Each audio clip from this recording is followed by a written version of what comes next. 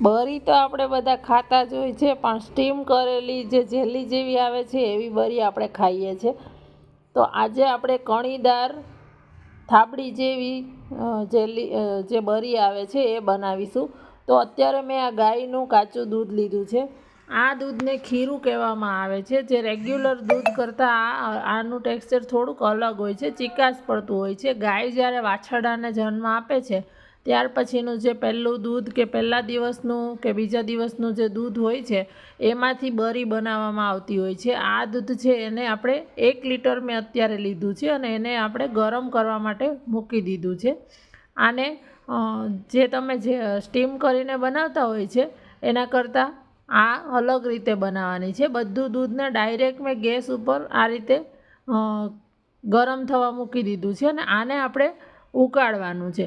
તો આને તમે ઉકાળતા હમણાં થોડી વાર થશે ને એટલે તમને એનું ટેક્સચર છે એ હું તમને બતાડતી જઈશ કે એક આખો એમાં સરસ બોઇલ આવી જશે એટલે દૂધ તરત જ ફાટવાની શરૂઆત થઈ જશે. આ દૂધ છે એ ખૂબ જ પૌષ્ટિક કહેવાય છે. જો અત્યારે જ ઘાટું થવા લાગ્યું છે. 3 થી 4 મિનિટની અંદર જ આ ઘાટું થવા લાગે છે અને આને સતત હલાવતું રહેવાનું છે. બને ત્યાં સુધી નોનસ્ટિક પેન કે લેવાનું કે જેથી આ રીતે નીચે તળિયે ચોંટી ના જાય. જો આ રીતે થવા લાગે છે એટલે આને સતત હલાવતું રહેવાનું છે અને ઉકાળવાનું છે. મીડિયમ ટુ ફાસ્ટ ગેસ રાખી અને એને વચ્ચે વચ્ચે હલાવી લેવાનું, ફરીથી એને ઉકળવા દેવાનું. ટોટલ આ 20 થી 25 મિનિટની અંદર 1 લીટર દૂધમાંથી બરી બની જાય છે.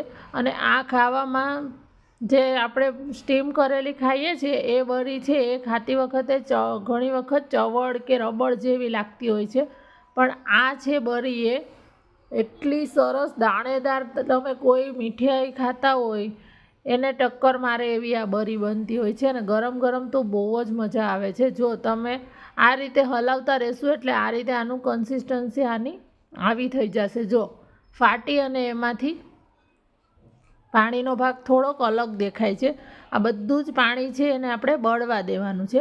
બહુ વાર નહીં લાગે. આ રીતે ચલાવતું રહેવાનું અને ફરીથી એને થોડી વાર ઉકળવા દેવાનું, ફરીથી ચલાવતું રહેવાનું. આમાં ગળાશ આપણે નાખવાની બાકી છે પણ અત્યારે નહીં નાખીએ. જે 50% જેવું આ પાણી છે એ બળી જાય પછી એડ કરીશું. આને બરી કે ખરવસ પણ કહેવામાં આવે છે. તમે કયા નામથી ઓળખો છો? અમે તો બરી કહીએ છીએ, કોમેન્ટમાં કહેજો. અને આનું એકદમ આ રીતે દાણેદાર ટેક્સચર આવે છે. અને અત્યારે આપણે સિમ્પલ ફ્લેવરની બેઝિક જ બનાવીશું. એમાં તમારે ફ્લેવર એડ કરવી હોય તો કરી શકો, પણ જે ટ્રેડિશનલી બનતી હોય છે એ ઇલાયચી ફ્લેવરની સિમ્પલ જ બને છે, એવી જ આજે આપણે બનાવીશું. જો 50% એનું પાણી બળી ગયું છે તો અત્યારે મેં 1 લીટર દૂધની અંદર 8 મોટી ચમચી જે ખાંડ લીધી છે. તમને ગળાશ કેટલી ગમે એ પ્રમાણે તમારે પછી ટેસ્ટ કરીને વધારે ઓછી 1-8 ચમચી હજી વધારે લેવી હોય તો લઈ શકો. આ એકદમ મીડિયમ સ્વીટ બનશે અને આ છે એ ખાવામાં ખૂબ જ હેવી બનતી હોય છે. આ બરી છે એ 2-3 ચમચી તમે બીજી મીઠાઈની જેમ બહુ વધારે પ્રમાણમાં નથી ખાઈ શકતા, બહુ હેવી થઈ જાય છે. 2-3 ચમચી તમે માંડ ખાઈ શકો છો. જો હવે આ ખાંડ એડ કરી છે એ ખાંડ પાણી સાથે ભળી અને એનું પણ પાણી રિલીઝ થશે અને આ બધું જ પાણી આપણે બળવા દેવાનું છે.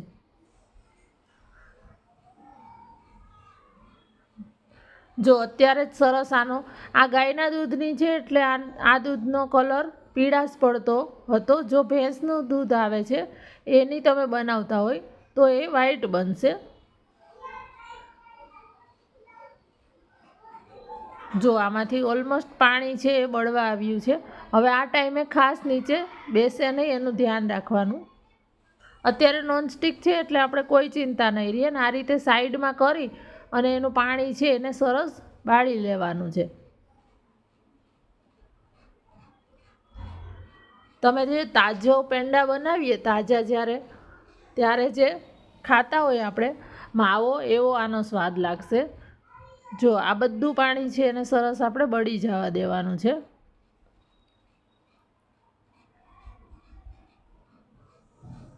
આ બધું પાણી બળી જાય પછી તમારે ટેસ્ટ કરી લેવાનું. જો તમારા ઘરમાં વધારે સ્વીટ ખાતા હોય તો તમે ત્યારે એકાદ ચમચી ખાંડ ફરીથી એડ કરી અને પછી મિક્સ કરી શકો છો. જો અત્યારે હવે લાસ્ટમાં આટલું પાણી જ્યારે બચ્યું છે ત્યારે આપણે આની અંદર ઇલાયચી ફ્રેશ ખાંડેલી જ લેવાની, જે પાવડર હોય એ નહીં લેવાનો. ફ્રેશ તાજી મેં 3-4 એલચીને લઈ અને એનો આ રીતે ભૂકો કરી લીધો છે અને એ તાજી એલચી લેવાની. હજી તમે આની અંદર કેસર કે લેવું હોય તો તમે લઈ શકો છો.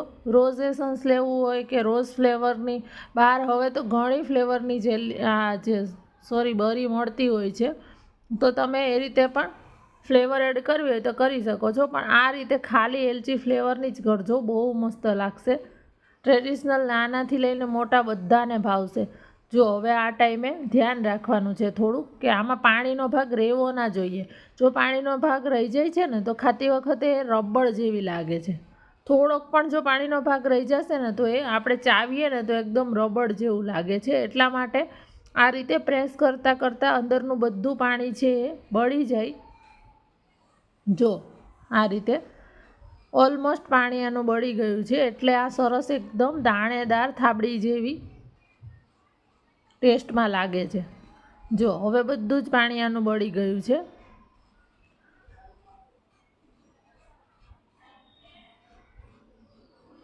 અને એકદમ આસાનીથી બની જાય છે. આમાં બગડવાના કોઈ ચાન્સ નથી. તમે પહેલી વખત બનાવશો તો પણ આ મસ્ત જ રહેશે.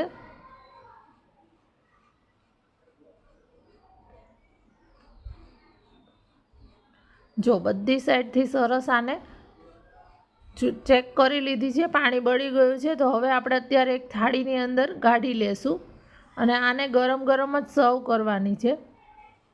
તમે ઉપરથી ડ્રાયફ્રૂટ્સ તમારે લેવા હોય તો તમે કટ કરીને ડ્રાયફ્રૂટ્સ લઈ શકો છો. અત્યારે આપણે નથી એડ કરતા. અત્યારે ખાલી મેં પ્લેન ઇલાયચી ફ્લેવરની જ રહેવા દીધી છે. જો એનું ટેક્સચર કેટલું દાણેદાર, તમે તાજા દૂધનો માવો બનાવ્યો હોય એવું જ દેખાય પણ છે અને સ્વાદમાં પણ એવી જ છે. તો આપણી આ સ્વાદિષ્ટ બરી બનીને તૈયાર થઈ ગઈ છે. રેસીપી ગમી હોય તો એક લાઈક કરી દેજો. યુટ્યુબમાં જોતા હોય અને હજી સુધી જો ચેનલને સબસ્ક્રાઈબ ના કરી હોય તો પ્લીઝ સબસ્ક્રાઈબ કરી દેજો અને જે બાજુમાં ઘંટી છે એને પ્રેસ કરી દેજો કે જેથી નવા વિડીયોની નોટિફિકેશન તમને સૌથી પહેલાં મળી જાય. અને જો તમે ફેસબુકમાં જોતા હોય અને હજી સુધી પેજને ફોલો ના કર્યું હોય તો કરી દેજો.